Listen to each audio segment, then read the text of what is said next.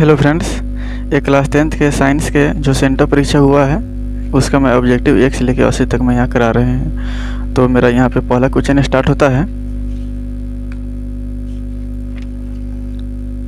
मेरे यहाँ पहला क्वेश्चन है कि प्रकाश के परावर्तन के कितने नियम हैं। तो हम जानते हैं प्रकाश के परावर्तन के 2 नियम होते हैं। मेरा आगे दूसरा नंबर क्वेश्चन है कि प्रकाश का वेग सबसे अधिक होता है। तो प्रकाश का वेग सबसे अधिक होता है शून्य में, प्रकाश का वेग सबसे अधिक होता है। इसका होता है 3 गुने 10 के पावर 8 मीटर पर सेकेंड, शून्य निर्वात। मेरा तीसरा क्वेश्चन है प्रकाश का वर्ण विक्षेपण किस उपकरण से संभव होता है। तो प्रकाश का वर्ण विक्षेपण प्रिज्म से संभव होता है, प्रिज्म। ऑप्शन नंबर सी मेरा आंसर है।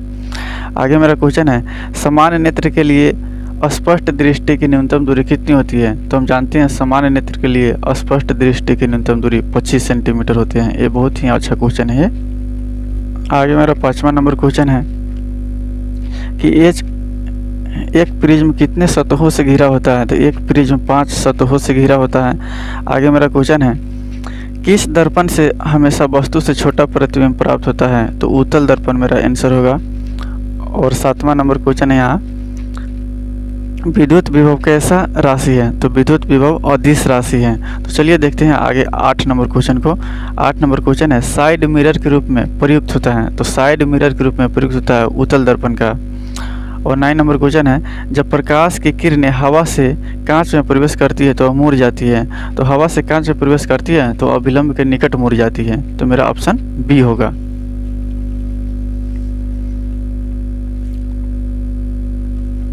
आगे है 10 नंबर क्वेश्चन, कहता है चुंबकीय क्षेत्र का एसआई मात्रक क्या होता है। तो चुंबकीय क्षेत्र का एसआई मात्रक टेस्ला होता है और चुंबकीय फ्लक्स का वेबर होता है।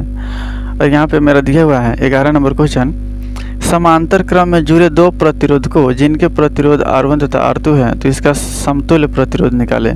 तो हम जानते हैं इसको जैसे कि समतुल्य प्रतिरोध 1/R निकालना है तो 1/R1 जोड़ 1/R2 और इसको भिन्न के जोड़ करेंगे तो मेरा आंसर होगा ऑप्शन नंबर बी सही होगा। आगे मेरा 12 नंबर क्वेश्चन है जूल पर कूलम कहा जाता है। तो जूल पर कूलम वोल्ट कहलाता है। और मेरा अगला क्वेश्चन है 13 नंबर, दूरदृष्टि दोष वाला नेत्र साफ साफ देख सकता है। तो जो दोष रहेगा वही वस्तु दिखाई देता है। हम ट्रिक से हम याद करवाते हैं आप लोगों को, यानी कि दूर की वस्तु हमको साफ साफ दिखाई देगा। यहाँ पे देखिए दूरदृष्टि दोष, तो जो दोष रहेगा वही वस्तु हमको दिखाई देगा। तो यहाँ दोष मेरा दूरदृष्टि है तो दूर की वस्तु दिखाई देगा। अगर दोष मेरा निकट दृष्टि दोष रहता है तो निकट की वस्तु दिखाई देता है। ऐसे में ट्रिक्स में आपको बता दिए हैं। आगे मेरा 14 नंबर क्वेश्चन है हमारे घरों में जो विद्युत आपूर्ति की जाती है वो होता है 220 वोल्ट प्रत्यावर्ती धारा होती है। 220 वोल्ट प्रत्यावर्ती धारा।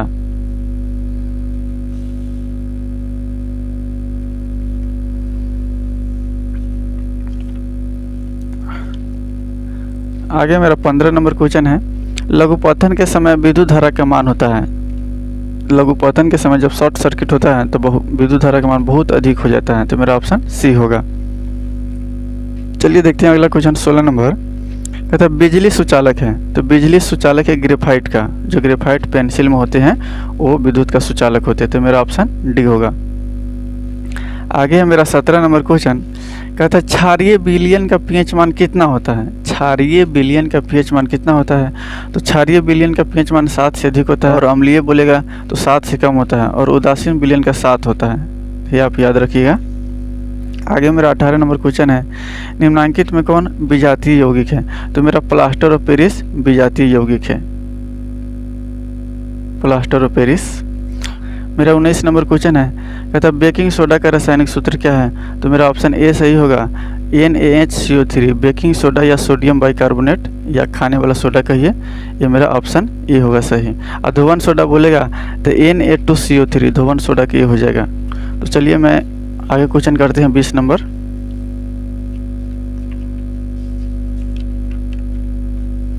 तो मेरा 20 नंबर क्वेश्चन है निम्नांकित में किस हाइड्रोकार्बन में कार्बन कार्बन परमाणु के बीच 3 आबंध होता है। तो मेरा ऑप्शन सी सही है, C3H4।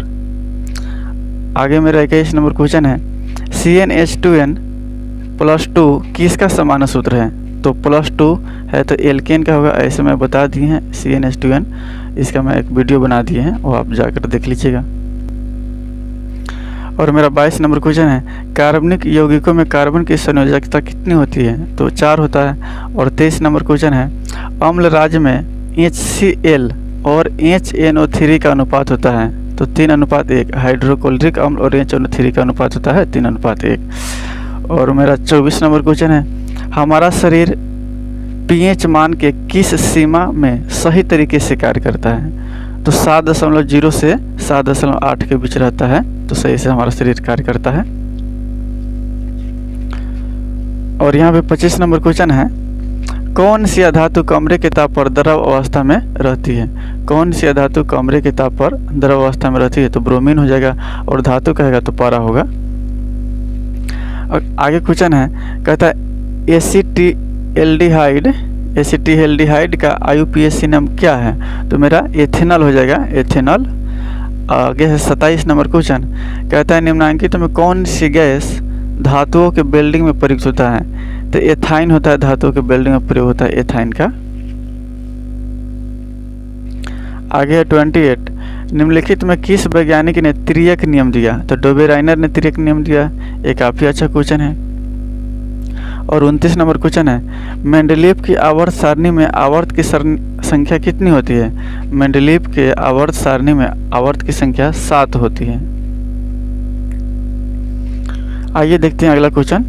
मेरा अगला क्वेश्चन 30 होगा। 30 कहता है, कोयला तथा पेट्रोलियम है तो कोयला तथा पेट्रोलियम जीवाश्म ईंधन है, ऑप्शन ए सही है। मेरा अगला क्वेश्चन है, निम्नलिखित में कौन प्राकृतिक संसाधन है? तो प्राकृतिक संसाधन वायु भी है, जल भी है और मृदा भी है। तो मेरा तीनों आंसर सही है तो ऑप्शन नंबर डी होगा। और आगे 32 नंबर क्वेश्चन है, कैल्शियम के परमाणु संख्या कितनी है? तो कैल्शियम की परमाणु संख्या 20 है, Ca 20 होता है परमाणु संख्या। स्वपोषी पोषण के लिए आवश्यक है तो स्वपोषी पोषण के लिए आवश्यक है क्लोरोफिल, CO2 तथा जल और सूर्य का प्रकाश। तो मेरा तीनों सही ऑप्शन है तो मेरा ऑप्शन नंबर डी होगा सही। आगे मेरा 34 नंबर क्वेश्चन है, कहता है निम्नलिखित में कौन एक अपघटक है? तो निम्नलिखित में कौन एक अपघटक है? बैक्टीरिया होगा। और आगे 35 क्वेश्चन है, कहता है एक लिंगी पुष्प का उदाहरण है तो एक लिंगी पुष्प का उदाहरण क्या होगा? पपीता होगा। और 36 है, थोड़ा तेजी में बोलते हैं कि समय कम लगे और मेरा क्वेश्चन हो जाए, इसलिए मैं थोड़ा फास्ट करा रहे हैं आप लोगों को। तो मेरा 36 है, मेंडल ने अपने प्रयोग में किस पौधे का चयन किया? तो मटर के पौधे मेरा आंसर होगा। ये तो बहुत बार परीक्षा में आता है। और 37 हो गया, जीव किस प्रक्रम द्वारा अपनी संख्या में वृद्धि करते हैं? तो जनन प्रक्रिया द्वारा अपनी संख्या में वृद्धि करते हैं। आगे है 38 नंबर, नर युग्मक तथा मादा युग्मक के संलग्न को क्या कहते हैं? तो निषेचन कहते हैं। और 39 है, स्त्री केसर का आधारीय भाग कहलाता है अंडाशय। और यहाँ पे 40 मेरा क्वेश्चन है, कौन सा रक्त समूह सभी समूहों से रक्त ले सकता है? तो ये भी है जो सभी से रक्त ले सकता है लेकिन सभी किसी को दे नहीं सकता है। आगे मेरा है 41, मेंडल का प्रथम नियम क्या है? तो पृथक्करण का नियम है मेंडल का प्रथम नियम। आगे 42, निम्नलिखित में कौन पुनरुद्भवन का उदाहरण है? तो हाइड्रा पुनरुद्भवन का उदाहरण है, ऑप्शन नंबर बी मेरा सही है, हाइड्रा होगा पुनरुद्भवन का उदाहरण। आगे 43, गर्भपात की सुरक्षित अवधि कितनी होती है? तो सुरक्षित अवधि 6 महीने के भीतर होती है, ऑप्शन बी सही है। और यहाँ 44 है, भागते या दौड़ते समय कौन सा हार्मोन सक्रिय होता है? तो इंसुलिन हार्मोन सक्रिय होता है भागते या दौड़ते समय।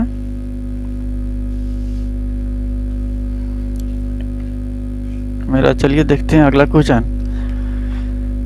अगला क्वेश्चन है 45 नंबर। 45 नंबर क्वेश्चन है, कहता है मास्टर ग्रंथि किसे कहा जाता है? तो मास्टर ग्रंथि पिट्यूटरी ग्रंथि को मास्टर ग्रंथि कहा जाता है। और आगे है 46, पादप हार्मोन का उदाहरण है। तो पादप हार्मोन का उदाहरण है ऑक्सिन। ऑक्सिन जो है पादप हार्मोन का उदाहरण है, ऑप्शन नंबर ए। आगे है 47, निम्न में से कौन सा एंजाइम लार में पाया जाता है? निम्न में से कौन सा एंजाइम लार में पाया जाता है? तो मेरा टाइलिन होगा, ऑप्शन नंबर बी। निम्न में से कौन सा प्रभावी गुण है? तो लंबा है जो प्रभावी गुण है, ऑप्शन नंबर ए। यहाँ 49 है, कहता है लेंस सूत्र क्या है। तो लेंस सूत्र तो हम जानते हैं, लेंस सूत्र 1/v माइनस 1/u बराबर 1/f होता है, ऑप्शन नंबर सी। यदि दर्पण सूत्र पूछे तो यहाँ बीच में प्लस होगा, तो ऑप्शन नंबर ए हो जाएगा। लेंस में है, दर्पण ये है। अब 50 नंबर क्वेश्चन है, द्वि अवतल लेंस को कहा जाता है। तो द्वि अवतल लेंस को अपसारी लेंस कहा जाता है। आगे है 51, उत्तल लेंस की क्षमता कैसी होती है। तो उत्तल लेंस की क्षमता होती है धनात्मक होती है। अब आगे 52 है, प्रकाश के अपवर्तन के कितने नियम हैं। प्रकाश के अपवर्तन के कितने नियम हैं। तो 2 नियम हैं। और मेरा आगे है 53, कौन रंग खतरे के सिग्नल में उपयोग होता है। तो मेरा रेड कलर होता है, खतरे के सिग्नल में प्रयोग होता है लाल कलर। अगला है 54, विद्युतमय तार यानी कि लाइव वायर सामान्यतः कैसे रंग का होता है। तो लाल रंग का होता है। अगला 55, विद्युत मोटर परिवर्तित करता है। तो विद्युत मोटर परिवर्तित करता है विद्युत ऊर्जा को यांत्रिक ऊर्जा में परिवर्तित करता है। और 56 है, किसी चालक का प्रतिरोध निर्भर करता है। तो किसी चालक का प्रतिरोध निर्भर करता है चालक की लंबाई पर, यानी कि चालक की जितना लंबाई रहेगा। और आगे है चालक की प्रकृति पर, यानी कि चालक की प्रकृति अच्छा रहेगा तो प्रतिरोध भी कम होगा। और आगे सी है, चालक के अनुप्रस्थ कांट के क्षेत्रफल पर, यानी कि चालक का जितना मोटाई रहेगा उतना प्रतिरोध कम होगा। तो ये मेरा सारे के सारे हैं, तो ऑप्शन नंबर मेरा डी सही है इनमें से सभी।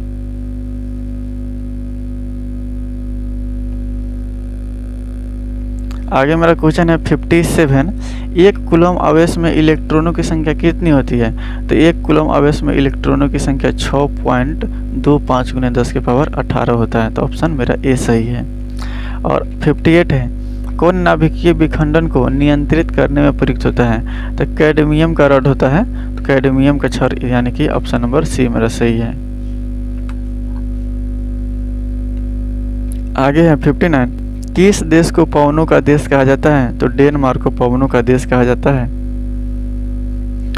मेरा 60 क्वेश्चन है, अपघटन अभिक्रिया का उदाहरण है। तो अपघटन अभिक्रिया का उदाहरण ऑप्शन नंबर ए मेरा सही होगा। आगे मेरा क्वेश्चन है, क्लोरोफॉर्म का अणुसूत्र क्या होता है। तो CHCl3 होता है, ऑप्शन नंबर सी। और 62 है, निम्नांकित में कौन लवण है, यानी कि साल्ट। तो NaCl, सोडियम क्लोराइड, ये मेरा लवण है। यहाँ पे कहता है 63, लोहे की परमाणु संख्या कितनी होती है। तो लोहे की परमाणु संख्या 26 होता है।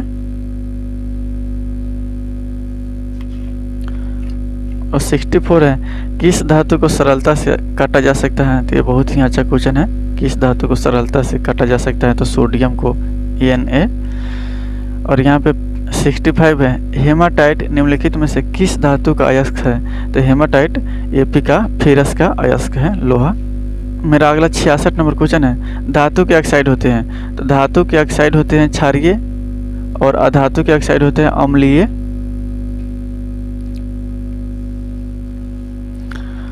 और 67 है, सरलतम हाइड्रोकार्बन है। तो सरलतम हाइड्रोकार्बन क्या होगा। तो सरलतम हाइड्रोकार्बन होगा मीथेन।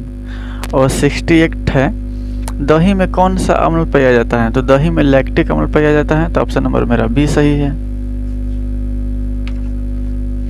आगे मेरा क्वेश्चन है, रबर एक बहुलक है। तो रबर एक बहुलक है आइसोप्रीन का। रबर का उत्पादन सबसे ज़्यादा केरल में होता है, और आइसोप्रीन इसका बहुलक है। 70 नंबर क्वेश्चन है, कार्बन के अप्रूफ होते हैं। तो कार्बन के अप्रूफ है हीरा, ग्रेफाइट और फुलरीन। तो ऑप्शन नंबर डी मेरा सही है। आगे मनुष्य में गुणसूत्रों की संख्या होती है। तो संख्या पूछ देगा तो 46 होगा। कितना जोड़ा होता है मनुष्य में गुणसूत्र, कितने जोड़े पाए जाते हैं। तो 23 जोड़ा होगा। संख्या पूछेगा तो 46 और जोड़ा पूछेगा तो 23 होगा। और आगे 72 कहता है, निम्नलिखित में कौन उत्सर्जी अंग है। तो उत्सर्जी अंग मेरा किडनी है, ब्रिक, जिसको हिंदी में ब्रिक बोलते हैं। ऑप्शन नंबर बी सही है। आगे 73 कहता है, ब्रिक की रचनात्मक एवं क्रियात्मक इकाई क्या कहते हैं। तो नेफ्रॉन कहा जाता है, नेफ्रॉन। ऑप्शन नंबर बी मेरा सही है। आगे 74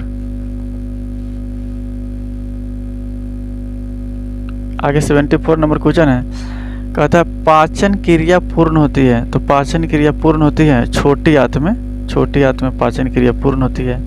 यहाँ पे 75 है, कह रहा है क्वेश्चन उच्च रक्तचाप कहलाता है, तो उच्च रक्तचाप हाइपरटेंशन कहलाता है, हाइपरटेंशन ऑप्शन नंबर ए मेरा सही है। एंड्रोजन है तो नर हार्मोन है। आगे मेरा क्वेश्चन है, चलिए देखते हैं इस क्वेश्चन को। इसमें है सबसे छोटी अंतःस्रावी ग्रंथि क्या है, तो सबसे छोटी अंतःस्रावी ग्रंथि पिट्यूटरी ग्रंथि, ऑप्शन नंबर मेरा बी सही है। 78 है पुरुष का मैथुन अंग है तो शेषन है। 79 है मनुष्य का वैज्ञानिक नाम क्या है, तो होमो सैपियंस, ऑप्शन नंबर मेरा बी सही है। आगे 18 नंबर क्वेश्चन कह रहा है बीज पत्र का कार्य है, तो बीज पत्र का कार्य होता है सुरक्षा प्रदान करना, तो ऑप्शन नंबर ए मेरा सही है। तो दोस्तों तो मैं यहाँ साइंस का सेंटर परीक्षा जो हुआ है आप लोगों के स्कूल में, उसका मैं 1 से लेकर 80 तक ऑब्जेक्टिव यहाँ पे करा दिया सारे के सारे आंसर। और इसको याद कर लीजिएगा, आपको 1 से लेकर 80 तक नहीं बनाना है, आपको एग्जाम में 1 से लेकर 40 तक ही बनाना है, माने कि कोई 40 क्वेश्चन ही हमको टच करना है जो हमको आता है, 40 से ज़्यादा नहीं बनाना रहता है। दोस्तों तो काफ़ी अच्छा क्वेश्चन है, इस क्वेश्चन को याद कीजिएगा और मैं यहाँ पे सॉल्व कर दी आंसर। तो तब तक के लिए रहने देते हैं, तो धन्यवाद।